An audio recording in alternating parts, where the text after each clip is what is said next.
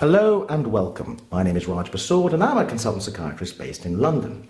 And I'm here at the Royal College Annual Congress of Psychiatry in Barbican.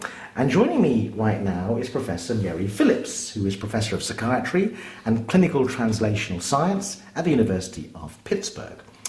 Mary, you've just been giving a talk about the biomarkers of mood disorders. Could you say a little bit about what you've been talking about here at the Congress? Yes, sure, Raj. So basically what I'm interested in doing in Pittsburgh is understanding how the brain works or works badly in people with mood disorders, and more importantly, how this work can help us identify measures, biological measures, that in turn can allow us to identify which children are most likely to go on and develop mood disorders in the future. And that's the kind of general theme of my work in Pittsburgh. So what we've been really doing is interested in looking at a couple of brain circuits that we know are important, or we believe to be important in helping us understand the pathology of these very serious brain psychiatric illnesses. So the reward circuitry I talked about today was the reward circuitry. And this is a very important circuitry in the brain, centred in prefrontal cortex and striatum, which are old and new areas of the human brain. And the reason this circuitry is very important is it allows us to kind of modulate, adapt our behaviours according to the environment. So it's very important that we, pursue rewards and shy away from likely losses and punishments. If our brain circuitry for reward is not working properly, then we're unlikely to make appropriate decisions about our behaviours in different contexts.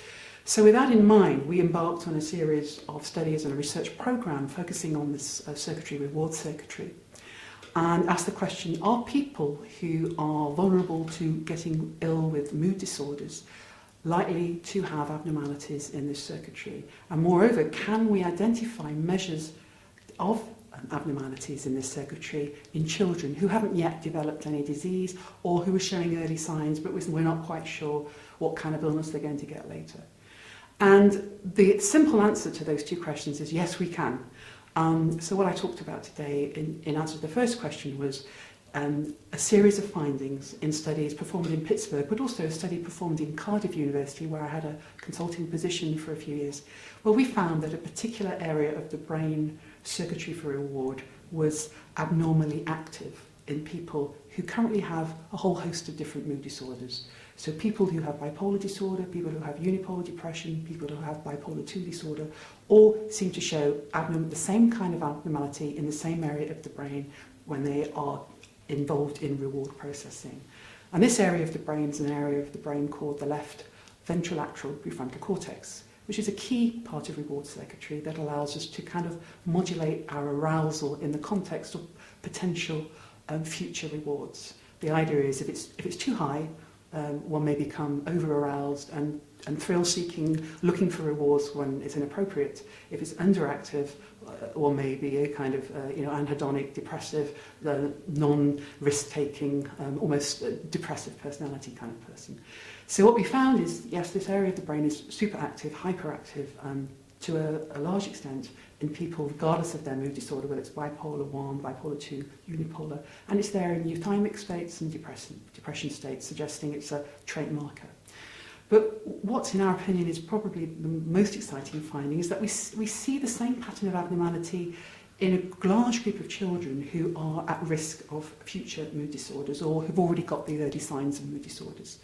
And so it's there in children. So these are children aged 8 to 17, and they're still showing the same pattern of abnormality.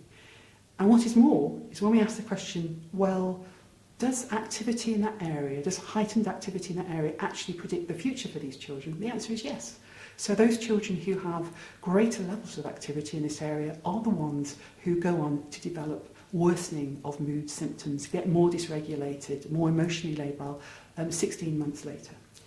So we're pretty excited by these findings, and we are using those now to think about ways in which we can probably intervene early to, with this brain circuitry abnormalities in mind. Can we use that to tailor our treatments in a better way? Can you go as far as predicting which mood disorder people are going to get later, or you just know it's going to be a mood disorder of some description? It's the latter. So we know, and this actually is an interesting question you're really asking. The idea here, and this is what I also talked about, is should we be thinking about brain circuits for different disorders, or should we be thinking really more about brain circuitry underlying behavioural spectrums or behavioural dimensions that span the range, that cut across different disorders? Now, in the US, this is a big topic because it's quite a controversial area, obviously. But the idea is that if we're going to really identify brain markers of illness, we shouldn't be thinking in terms of conventional diagnostic categories. We should be thinking in terms of identifying markers of brain pathology that kind of lead to vulnerability to mood pathology in general. So we're predicting worsening or development of mood-related pathology, by which I mean emotional dysregulation, difficulty regulating energy, positive mood, this kind of stuff. So this is kind of where we're at the moment. Well, this is very exciting, but isn't it also the beginning of something else, which is a redefinition of the disorders? We're defining the disorders via the part of the brain rather than the symptomatology that the patient brings. Absolutely. And of course, it then becomes almost chicken and egg, because you're saying, well, if we're thinking about conventional diagnosis, we're saying, here's the dysdiagnosis, let's try and package the brain into neat categories that kind of fit. Well, obviously, that's really not how the brain works. So that ultimately, if we're saying, well, let's forget about thinking about behaviour first, let's think about brain pathology and how that relates to abnormal behaviour, that is the way forward, we believe, and others believe, obviously, that too. That's the way forward for rethinking about psychiatric illness and probably relabelling the disorders in the future. We're running out of time, and I'm very aware you've got to go to another session, but I want to ask you one final question. What's the future for your research? What's the next step? And what are your plans in terms of where do you see this heading in the future? Well, obviously we have more work to do, and we want to, clearly we need to replicate these findings, and we're doing that. And there are many layers to this. I've just told you about one area in this particular circuitry. There are many other components that we're looking at. So that's one thing we're doing. But the other thing we're doing is now thinking about new treatments or existing treatments that kind of work, but we're not sure why they work. And to see is, ask the question, can some of these treatments that are currently potentially available or new treatments that aren't yet available, can we start to use those to manipulate activity or modulate activity in this area, in this circuitry, to improve the outcome for these children or even adults, young adults.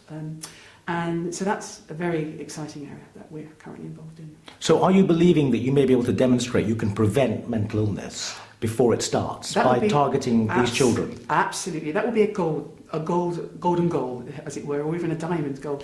But I think in the first instance, we just need to show that by these new treatments, these novel treatments can actually modulate activity in this area. That in turn then kind of reduces the risk for worsening of symptoms.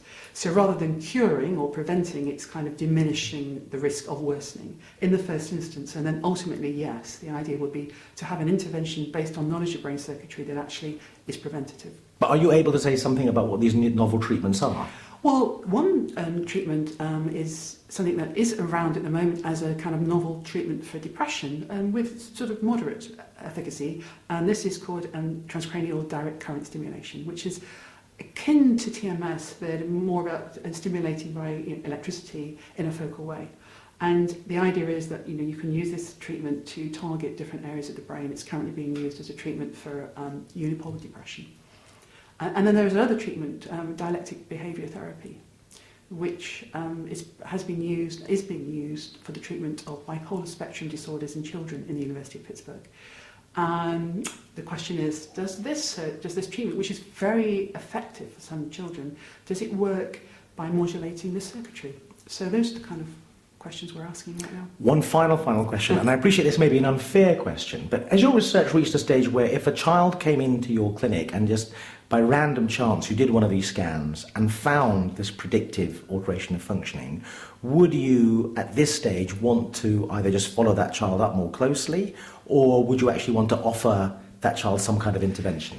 Well, obviously this is early stages in the research. Not that early, a lot of these findings have been published, they're in the public domain.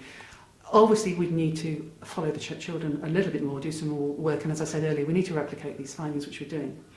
But the key thing is, yes, ideally, and more than ideally, what we want to do is ultimately, not just us, but everyone, to say, okay, this is this individual person's brain function, this is the treatment for you. And there are ways we can start examining that statistically. Brain imaging studies have always been based on groups rather than individuals. We now have analytic methodologies that allow us to examine individual brains and predict behaviour and the future for those individuals based on their individual patterns of brain function. So this is not a pipe dream, it's a reality and it will happen. It's a question of when. So, and that's our challenge. Professor Mary Phillips, thank you very much indeed. Thank you very much indeed.